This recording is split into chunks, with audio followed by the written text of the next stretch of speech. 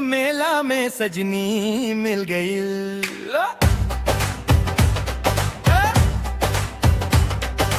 देखते देखते दिलवा जुड़ गई। हंस के झोंका ऐसन चल, सुना मनवा में फूल खिल गई। रंग बिरंगा मेला सजल बाजार, सजनी के चेहरा लागे चांद के बहार। झूला पर बैठ के हंसत रहली, नजरिया मिलते प्यार बढ़ गई। राजगीर मेला में सजनी मिल गई। देखते देखते दिलवा जुड़ गई। राजगीर मेला में सजनी मिल गई।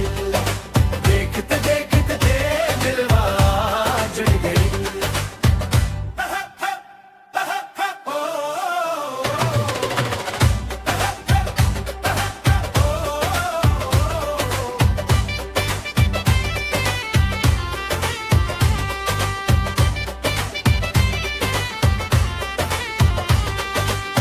मिठा मिठा बात करे धीरे धीरे, मनवा उड़ेला अब पंख लगा के रे।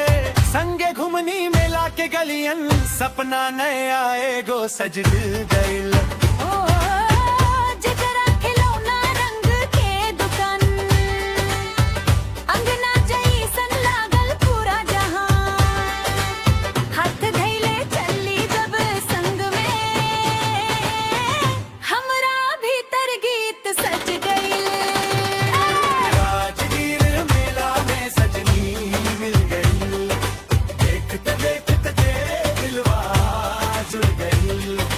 राजगीर मेला में सजनी मिल गई। देखते देखते दिलवा जुड़ गई।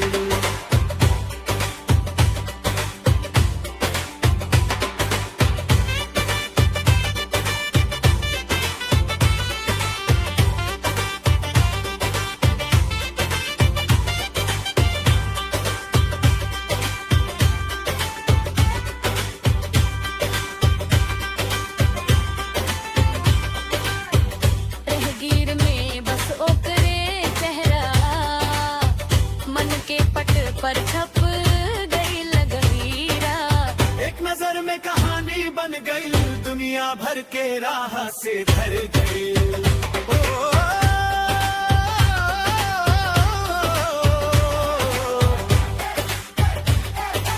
राजगीर मेला में सजनी मिल गई। देखते देखते दिलवा जुड़ गई। हंस के झोंका